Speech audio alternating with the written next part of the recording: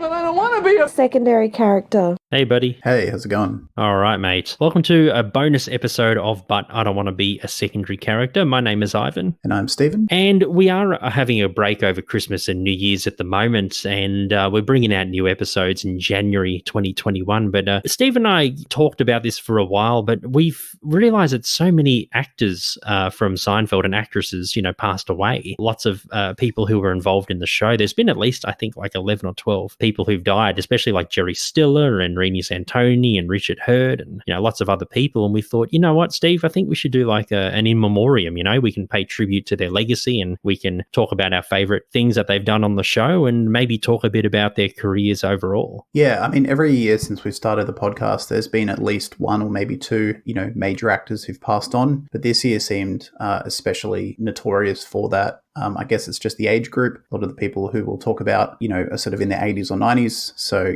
as time goes on, the chances increase as the show gets older. But we figured a good way to not only tide you over Christmas, but to also celebrate, all the individual actors and their individual contributions to the show would be a nice way to round off the year and to acknowledge the, swath of talent that we've unfortunately lost this year. Yeah, and there's been so many. Yeah, you're absolutely right. A lot more than usual, and there'll probably be a lot more over the years to come, especially with the age of the show. But just one thing we want to say before we do get into this, we are recording this on December the 17th, so there could be, hopefully there's no other passings between now and when we come back. But what we have at the moment is who has been known to have passed away as of that date. So if anything happens after that, then we apologize for not mentioning them. Yeah, we have dubbed this the last recording of the year. So hopefully, fingers crossed, no one else passes away for the last remaining 2 weeks and well into next year as well. Obviously, we want maximum time between passings as possible. But if someone does pass away between now and the end of the year, we will acknowledge that in the first standard episode back in 2021. We'll talk about if that happens. Yeah, if. Well, let's see. Life is, especially this year, my friend, life has been it's been lots of roundabouts, lots of things that have happened. We've had to overcome a lot of adversity. So, we just take it as it comes, huh? Yeah, this year I was comparing life in the last 12 months, especially. I mean, for most people, but for me personally, it's been especially hard with the loss of a few close family members. But I compared myself to a speedball in 2020 to a very experienced boxer's fists just pounding me relentlessly. And again, obviously that can apply to all of us to a certain extent. And I'm sure lots of other people have gone through a lot worse years than I. But it's been a challenging 2020. And, another reason for that is the loss of, again, so many fantastic actors and actresses and real life people who were, perhaps unseen on the show, but still contributed to its legendariness and its legacy. So why don't we kick it off? We're going to do this in chronological order in terms of the dates of these actors and actresses' deaths. So we'll start at the top. The first actor to pass away, which was February 27 this year, was Eugene Danarski. His name is Gene Danarski, so we'll just refer to him as Gene. And he played Izzy Mandelbaum Jr. On a couple of episodes of the show. That's correct. In The Blood and The English Patient, and he was 86 when he passed. And one thing we forgot to mention was we're going to mention the actors and the people who are more hands-on with the show first, and then we've got a few people who were referenced in the show. Like, actually, they weren't on the show, but they were referenced in some way. So we'll start with the mainline, Seinfeld people first, and then we'll go with them. Yeah, no, that's a good point. Yeah, for sure. But anyway, Gene Danarski, yes, he did play Izzy Mandelbaum Jr. in 2 episodes of the show. I thought he was really funny. I don't know too much about Gene's career, but he's had a very extensive career in film and television. He's got lots of credits. And I find him in this episode. He wasn't in too much of Seinfeld, but when he was in, he had a really big impact. And I love how he was just like a spitting image in terms of his personality of his father. Yeah, I mean, the Mandelbaums are some of the most popular secondary characters on the show. And we've talked about them at length, all 3 generations of Izzy Mandelbaum. And he was just part of that legendariness. So even though he was only on 2 episodes and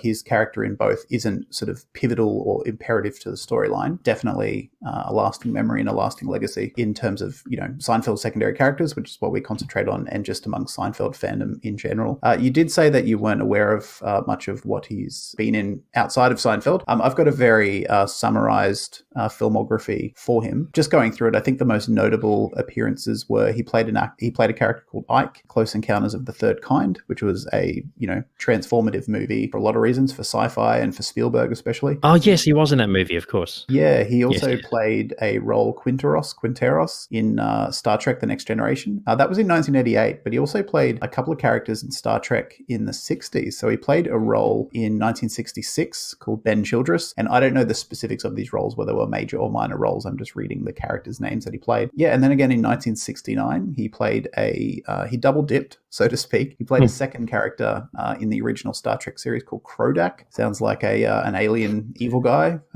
Or a rip-off of Kojak. Yeah, it sounds maybe Krodak is a Klingon character. No idea. Sure. But then 20 years later, they brought him back for Star Trek: The Next Generation. So they must have been looking at some of the old actors from the show, maybe, and decided to bring them back because they're already sort of familiar with the mythology and the world of Star Trek. They didn't have to learn it all. And his final sort of notable role on this filmography, and again, it's not his last role, but just the last on this list. He played Joseph Stalin in Command and Conquer: Red Alert, which for me growing up in the 90s was a huge game. I loved that game so much. And I do remember there was a lot of videos between each mission as you played single player, and it was basically the Allies versus the Russians. It was sort of like a fictionalized version of the Cold War where there was an actual kinetic war rather than just a Cold War. And Joseph Stalin the way he portrayed Joseph Stalin was just a typical, over-the-top, ludicrous dictator, as I'm sure Stalin was. But for me personally, that's probably my most notable role outside of Seinfeld because that game meant so much to me. Nice. Well, I was never good at those real-time strategy games. I'd always fail after like 5 minutes, but I'm sure I'll go on YouTube and I'll find those videos and check them out. That sounds fun. Yeah. It's just an over-the-top portrayal of a well-known historical dictator. Very Russian and very just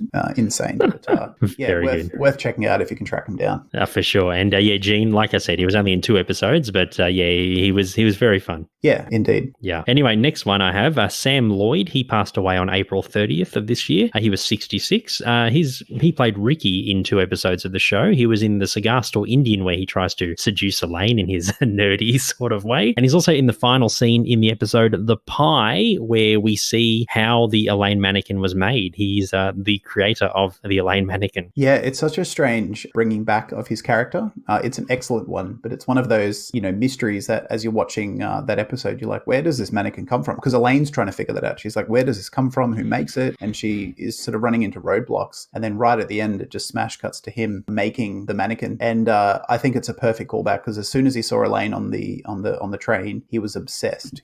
He tracks her down to Jerry and Estelle's house, George's house, and gives her a TV guide, a bunch of flowers, I guess. Just a total creep, total weirdo, very, very obsessed. And the fact that, he was so fixated that he, modeled his future mannequin designs after Elaine, I think made him a underrated but very, very memorable secondary character. Yeah, an extremely creepy guy. But Sam, he was more famous for appearing in Scrubs. He played the character of Ted on that show. So while he was in Seinfeld in a couple of episodes, he got his fame from Scrubs. Yeah, that was definitely his most high-profile role. Again, just reading through a couple of his more notable roles. Well, I wouldn't say notable roles, but roles in notable movies, because again, I'm not aware of the specific characters and whether they were major or minor in these films, but he was in Flubber. He was also in Galaxy Quest, which were pretty big in the 90s. That was a fun movie, an underrated one, I think. Yeah. It's actually all right, Galaxy Quest, yeah. I haven't seen it in a long, long, long time. Yeah. So he didn't have a bad film career, but his main bread and butter was definitely television. So going back all the way to the late 80s, he started, his first major appearance was in Night Court, then he was in Matlock, Seinfeld. He was also in Mad About You, Drew Carey Show, Third Rock from the Sun, Two Guys and a Girl, Spin City. So he was a very prominent sort of secondary and character actor in 90s sitcoms by the look of it. That run just there, like I said, we've got Mad About You, Drew Carey, Third Rock, Two Guys, a Girl, Spin City. And then onto the 2000s, I guess as TV changed, he sort of pivoted as well. He got into more serious sitcoms. So he was on The West Wing and then in NYPD Blue. And then, as you said, on Scrubs, which was definitely his most prolific recognizable role. Yeah. Yeah, definitely. He was on that for 8 seasons. He was in 95 episodes. So I think he appeared in the majority of the episodes. And then, the sort of the last decade of his career, again, still acting in a lot of really, really high profile shows. He was in Numbers, Cougar Town, Modern Family, Bones, Shameless, and his final role before his passing starting, at least on television, was in I don't know the series, but it was called American Housewife. So yeah, quite a storied career. Each decade seemed to carry its own type of show. 90s was the lighthearted, mainstream sitcoms, and then the 2000s were more serious cop shows, and then the third decade of his television career, the last 10 years or so, there's just like a mix of more serious stuff, more lighthearted stuff. So yeah, gifted actor and a very respectable TVography in his career. Definitely a very utilized character actor in the 90s and 2000s. Yeah, he had a great career. Yeah, and he kind of had the that nature where he was a bit dry, a bit awkward, and I think that made him a unique actor and made his characters very, very memorable, a la Seinfeld. Yeah, for sure, and that's why Ricky is definitely one of those memorable, one-off or two-off secondary characters on the show. Elaine, you're looking scrumptious. You're looking scrumptious. I made this for you. I made this for you. Yeah, but it was very sad the way he went, but his legacy lives on. Indeed. Now, Stephen, probably the toughest one to take, or probably the biggest actor on the show to have passed or to have left us this year, Jerry Stiller. I mean, this man needs no introduction at all, but he passed away on May 11th and he was 92 years old. He is the father of Ben Stiller and he was the husband of Anna Mira, and they were married for 60 years before she passed away first, I think in 2015 or thereabouts, and he passed away this year. He obviously played Frank Costanza, one of my favorite secondary characters on Seinfeld. He is just a juggernaut. Every time he was on the scene or in the scene, he killed every scene he was in. He's a real scene stealer. Yeah, I mean, his character in the show, Frank, again, needs no introduction. Even casual fans of the show would probably rate him as one of the best, if not the best character. He regularly appears amongst best characters, most memorable characters. He's in a lot of the classic episodes as well. And yeah, he's, like you said, he's just a scene stealer, an absolutely insane, ridiculous man. But yeah, we could sit here and talk for the next hour about how great he is, but to really do him justice, you just have to watch the scenes that he's in and the episodes as well. Masterclasses. Exactly. And what I really liked about Jerry Stiller and I'm not sure if it was his style on everything he did, but there's always been reports over the years, and Jerry Seinfeld has talked about his legacy in interviews and stuff, and especially around his passing in May, that he barely needed any direction. He didn't really like scripts. He was just given a vague idea of what the scene was about, and he kind of just went with it. And he was the one actor who always made everyone else laugh. It was probably really hard to act around him because it was always just so comical. Even for professional comedy actors, he was just, another level of difficulty, which I guess is a testament to his comedic skill. You just have to see all the outtakes, especially with Julia Louis-Dreyfus. There's a lot of them where she's in scenes with Frank, and she just can't stop laughing.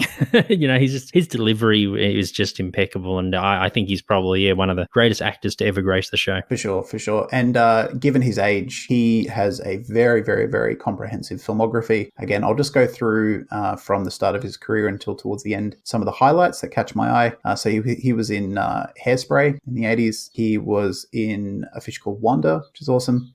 He was in Zoolander. He famously played Derek Zoolander's father. He was also in Anchorman and a whole bunch of other awesome movies. He was in the second Zoolander as well. His TV career is even more storied. A lot of these shows I don't really recognize, but starting from the late 70s, early 80s, he was in The Love Boat. He was in Trapper John MD, which was a pretty popular show back in the 80s. Murder, She Wrote, Law and Order, LA Law. And then after, Seinfeld seemed to be, well, you would call it the sort of the star in a very, very big crown, but his profile sort of maintained after Seinfeld when he got a prominent role, not even a secondary character role, I would say a feature role in The King of Queens. Yeah, that's right. He played Arthur. Yeah. I think he was, I think the not Kevin James's father. I think it was his wife's father. So Kevin James's father-in-law, I'm pretty sure. Arthur.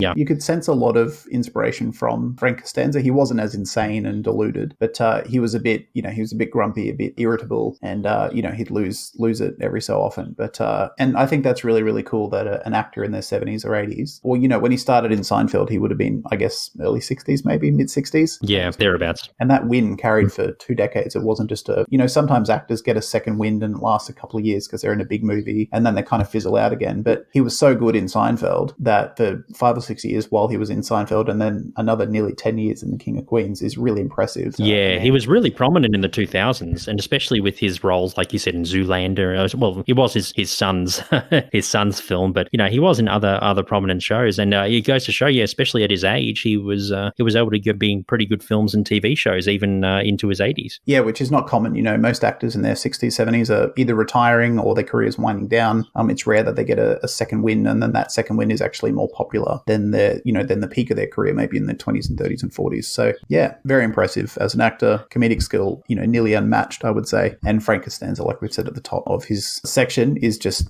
one of the best, if not the best, secondary character for sure. Because I feel like with Jerry, I feel like at the time in the 2000s, I think his role in The King of Queens was more popular than his role in Seinfeld. Like now, obviously, with Seinfeld being more part of the zeitgeist of social media and like nostalgia for TV shows and stuff. But I feel like back then his King of Queens role was probably bigger. It was probably bigger in terms of popularity amongst just general TV viewers because he was in every episode. He was a standard cast member, but I would argue that in terms of legacy, Frank Costanza is more impactful than his character in King of Queens, Arthur. So yeah, I think each role had their own, has its own legacy of its own. One is maybe more popular, one is maybe more just has more weight because of the memorability of how memorable that role is. Yeah, for sure. That's what I mean. So I think these days Frank is more popular, but I feel like, back then, like you said, with a general TV audience, Arthur was probably more popular at that point. Yeah, for sure. Yeah. But anyway, Jerry, probably the biggest loss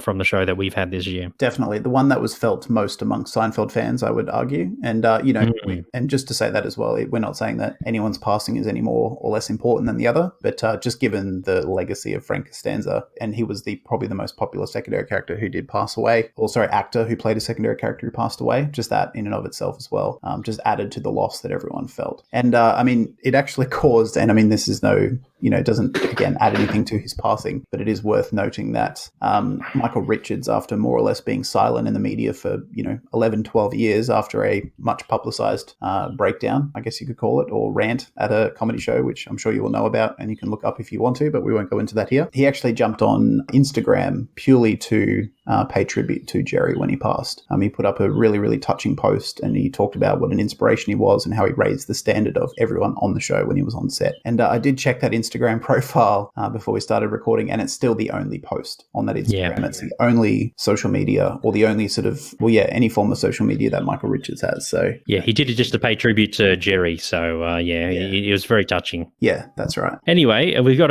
quite a few more people to go through. It has been a pretty tragic year. But next up, Richard Hurd. He passed away on May 26th. He was 87 years old. He played George's, sub-boss, Wilhelm. Yeah, I'd say maybe George's line manager, but not... Line manager, yeah. Yeah, not the big boss. No, not the big boss. No, probably in the next one up, before George Steinbrenner, Yeah, I think Wilhelm, I like his character, Wilhelm. Like, he starts off as, he's a very aloof character, and he kind of starts off as very aloof and, unaware of the situation, especially with George. He thinks that George is a hard worker and he has complete trust in him. And then later on we see him, he gets indoctrinated into a cleaning cult. Yeah, all throughout the show, his character seems to be slightly disconnected from reality or what's really going on, whether it's by delusion or by ignorance or by naivety or who knows. But it eventuates that he joins a carpet cleaning cult.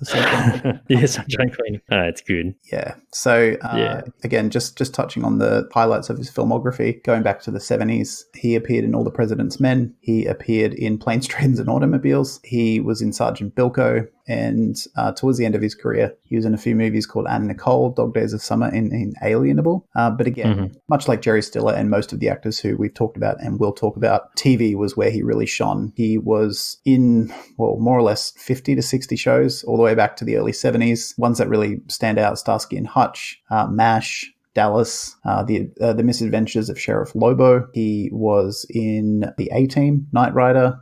He really, really acted in a lot of, he was in Matlock. Oh, God, lots of 80s big hitters. Yeah, lots of 80s. Jake and the Fat Man. Oh, wow. A lot of the big 80s shows. He didn't really slow down, even though he's sort of pushing 70 in the 90s, he really didn't slow down. Seinfeld, even after Seinfeld, he was in nearly something every year. He was in JAG, Fugitive, Family Law, NYPD Blue, Desperate Housewives, Cold Case, CSI Miami, and his last credited TV role was in an episode of Hawaii Five-0, and that was 2018. So he was acting all the way up until, a couple of years before his passing. And as you said, he was 87. when he passed away. So he was still acting at 85, which is good for him. He went on to the very end, so he did, yeah. He did, yes. But yeah, very another memorable secondary character, Wilhelm. Indeed. Anyway, going from actors, we're going to someone who was kind of involved in the show. He was Jerry Seinfeld's publicist at the time that the show aired, and his name was Joe Sutton. He passed away on July 16th. He was 83 years old. Like I said, Jerry's publicist at the time and also a champion of the show. Yeah, he was one of the early champions of the show. He was also Jerry Seinfeld's manager. Oh, manager, yeah, and publicist, yep. Yeah, and he was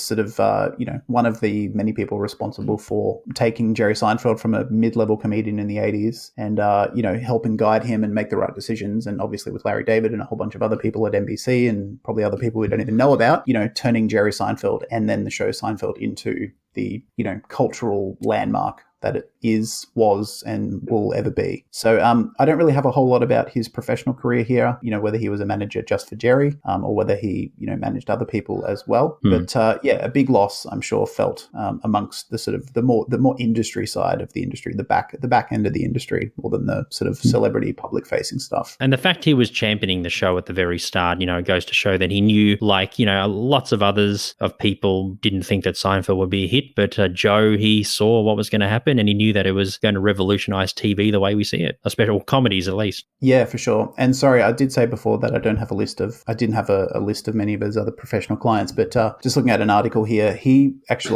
wasn't specifically Jerry Seinfeld's personal manager. Jerry Seinfeld was his client on the PR and management firm that he founded. It was called Freeman and Sutton. That was launched in 1962. And over that, it might still be around, I'm not entirely sure. But over the years, since the early 60s, some of their clients have included Jerry Seinfeld, obviously, Burt Reynolds, Drew Barrymore, Martin Lawrence, The Oprah Winfrey Show, Twin Peaks, and even some sort of institutes, the American Film Institute, the Motion Picture and Television Fund. So I'm sure, a lot of his time and energy was concentrated on Jerry in the 80s and especially 90s, because, that was the peak of his commercial and professional success. And also probably when he was busiest. Outside of Seinfeld, a very, very successful career in entertainment management and PR. Yeah, he was very, very prominent in that industry and missed in that community for sure. Indeed. And also Wilford Brimley is up next. He passed away on August 1st. He was 85 years old. He played Postmaster General Atkins in a very memorable scene, a one-off scene in season 9's The Junk Mail. And he's most famous for being a spokesperson for diabetes. Yeah, I mean, he was a well-known actor, but he was sort of an actor's actor. And then when he did those PSAs in the 70s and the 80s, maybe even into the 90s for diabetes, he just did a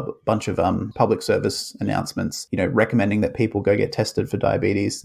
He was kind of known from those ads outside of the acting world purely because of the way he said diabetes. He said it diabetes. Diabetes, that's right. Diabetes. And because he's got such a rough, sort of exterior and a very, very staunch, no bullshit kind of nature, and his thick southern twang, all of that combined with the diabetes to make him, an extremely successful, extremely skilled, and extremely memorable actor. For me personally, this is probably the passing that I felt most sad about. Probably on par, actually, with Jerry Stiller. Yeah. I didn't especially know much about Wilford Brimley outside of those ads and a few bits and pieces that I'd seen him in, and obviously the Postmaster General in the Junk Mail. But just him as a person and watching interviews with him after he passed away just really, really, really made me like him. He just seemed like a very successful actor, but not someone who really partook in Hollywood or the industry. No, he did it his own way. Yeah. He lived in mostly on ranches in like Utah, and I think he was in maybe Wyoming or Montana when he passed away. So, he lived a life very different to most successful Hollywood actors. And his career really didn't take off until he was middle-aged, which is another, that doesn't, well, not unique, but a very rare thing that doesn't happen to many people. Yeah, he got in a way, a second wind, just like Jerry in a way, or even a first wind. Yeah, and before acting, most of his career was spent in the military. So he was in, I think, just the standard military corps, and then he was also in the Marine Corps as well. And then I'm not too sure exactly how he got into acting, whether he fell into it or whether it was a deliberate career move. But yeah, very, very interesting man, not just by the way he lived, but his story career as well. He was also a ranch hand, a wrangler, blacksmith. So very, very, very good with his hands. Yeah, very traditionally masculine roles, and it kind of suits his personality. If you watch him in an interview and in the show, he's he's not unfriendly, but he's just very gruff. Only says what's necessary. He doesn't have a lot of like pizzazz. I loved his mustache. He just had a nice hand. I think he had a handlebar mustache. I think all of his power and gravitas purely comes from the moustache. Yeah, And, that's how he was able to do blacksmithing. yeah, exactly. It's like Power. he's a biblical character, Samson with the hair. Samson with his hair. That's right. He cuts it off. He becomes weak. Mustache, he would just turn into just a blob. He would lose all of his Wilfordness. He wouldn't be able to lift an anvil. No. Just going through quickly before we move on, his filmography is most well known for a starring role in Cocoon, and then Cocoon: The Return in '88. He may have even won an award for that, or maybe the movie did. I'm not entirely sure. But that's or at least nominated. Yeah. And then he was in a fair few movies. His last credited role was a film in 2017 called I Believe. There's actually a movie, it says to be here, to be announced, called Cellophane. Don't know if Wikipedia's just not updated or if it's just not out. Maybe they're trying to, maybe they only filmed half of his footage or something and they're trying to figure out what to do. That often happens when an actor passes away during filming. They've got to figure out a way to salvage what they've got because they haven't got a complete, suite of scenes. But yeah, again, another actor that was active, although less so, but still respectably so, up until towards the end of his life. For sure. And Wilford, he had a good life, just like everyone else on this, pretty much everyone on this list. He did. And another actor who was very prominent on the show, or not as prominent as the others, but still prominent nonetheless when he appeared, Rini Santoni. He played Poppy in several episodes. He passed away also on August 1st, the same day as Wilford Brimley. He was 82 years old. He was also most famous for playing Chico in the film Dirty Harry with Clint Eastwood. Yeah, I do remember August 1st, specifically for, the passing of two Seinfeld legends. So, Rini, another fantastic actor. He started a lot earlier than some of the last people that we've just talked about.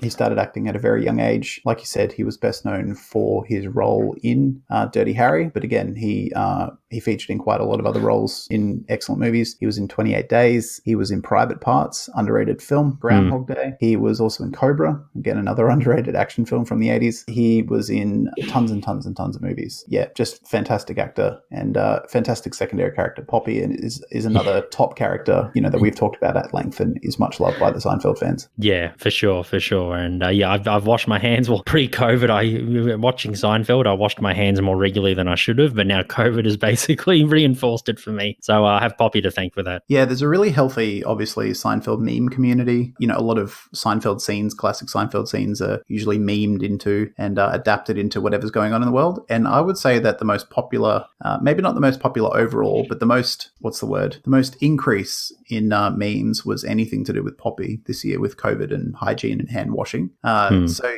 in a way, his legacy was kind of amplified a bit in the last year of his life because of circumstances beyond his control. But, it's like a nice little bonus, if you like, that he was acknowledged more purely by coincidence in the Seinfeld community because of his character and his lack of hygiene, and that being relatable to what we've all gone through this year and are still going through. Yeah, and don't be like Poppy, don't be sloppy, wash your hands. Exactly. It's the mantra for 2020. Yeah. So, again, nothing, he didn't do anything for that. It's just purely a coincidence. But I guess, if the last year of your life, if more people acknowledge you just by something you did 20 years, 30 years prior, that's a nice little sort of bonus to your legacy in the last year of your life, I think. For sure, but he had a very storied career nonetheless. Indeed. Elsa Raven, she passed away on November 2nd. She was 91. She played Mom in Season 6's The Mum and Pop Store, and she's most famous for playing the Clock Tower lady in Back to the Future 1, 2, and possibly 3. Save the Clock Tower. Save the Clock Tower.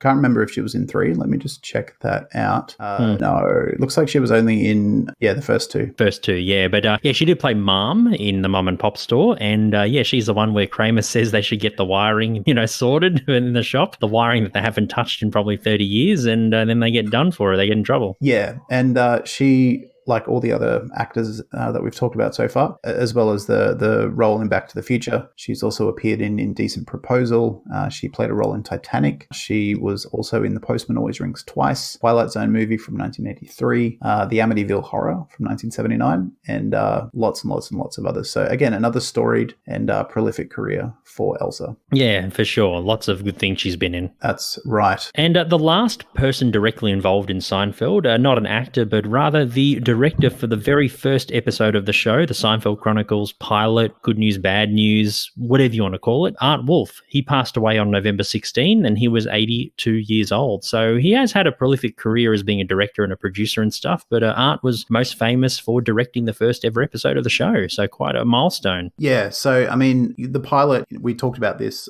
about a month ago when he did pass. I do remember mentioning that, I'm sure Art had a lot of power and made a lot of decisions about the tone of the show, setting of the show, etc. in the pilot. And obviously a lot of that changed, but he still set a lot of, he laid the groundwork for a lot of things to be built upon. You watch the pilot now and it's very different in every way in terms of tone, pacing, settings.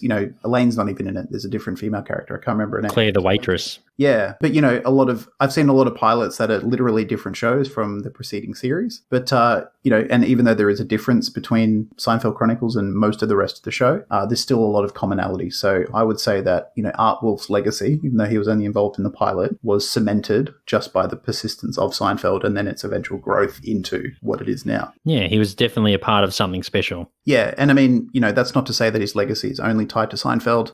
No, of course not. Very, very respectable and successful producer in his own right. He was involved in the Tracy Ullman Show, the Gary Shandling Show. He was also a very notable acting coach. So as well as a producer, he had a helping hand in the success and acting skills of Dakota Fanning, Sean Penn, Matthew Perry, Harry Shearer, Michael McKean, Julie Haggerty, Steve Martin, Brian Benben, and a whole lot more. So yeah, a successful and skilled man across many, many, many parts of the acting spectrum. A man of many talents. Indeed. Yes, and they were the last of the people mostly involved in Seinfeld, but we got a few people who were referenced on the show who passed away. We'll start with Kenny Rogers. He passed away on the 20th of March. He was 81 years old. His chicken chain that he used to own, Kenny Rogers Roasters, was referenced in season 8's The Chicken Roaster. Kenny.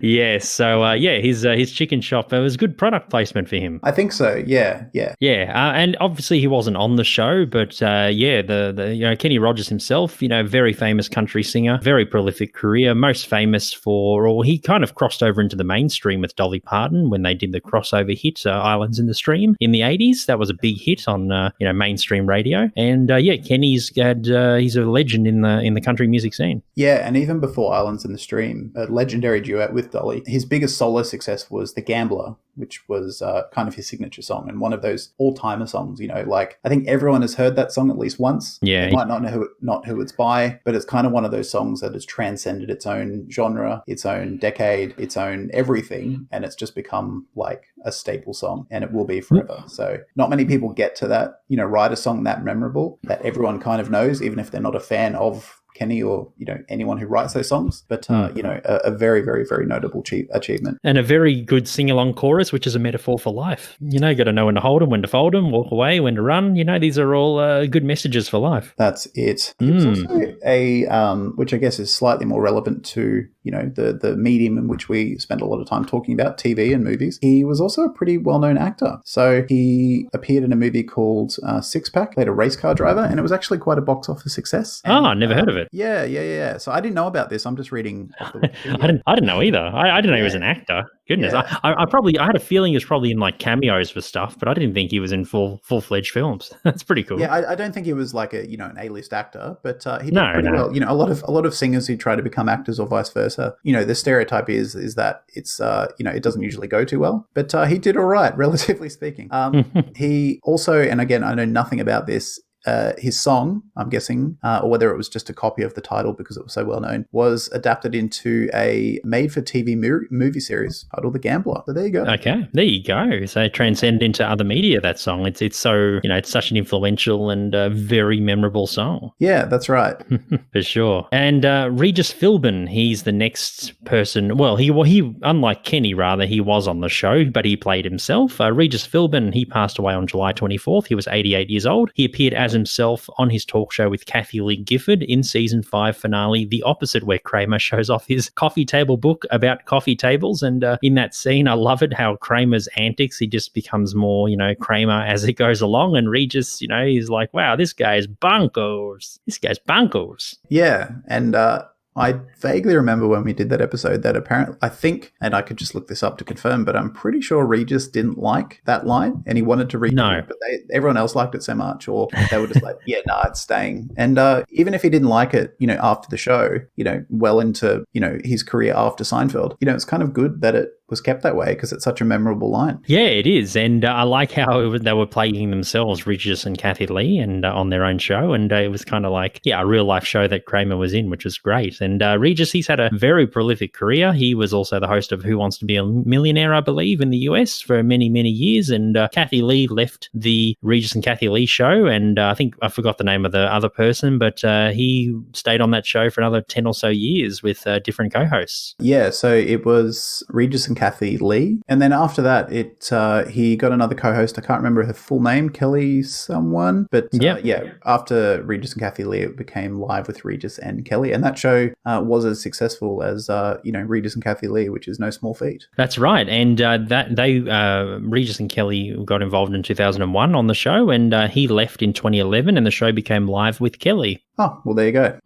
Yes. Just looking through his Wikipedia, I don't know how much success he had with it, but there is a decent little section about a music career of his. So he released a couple of albums, or 3 albums in total. So he released his first album. It was called It's Time for Regis in 1968. And nice. Maybe he was trying to, become successful in music, and then TV sort of worked out for him. And then in 2004, and then again in 2009, he released 2 other albums, When You're Smiling, and then Just You, Just Me. So no idea what genre they are, or whether they're successful, or whether they're actually any good. I'm guessing probably like crooner, maybe, kind of music. Yeah, I could imagine him singing, like big band songs or that style.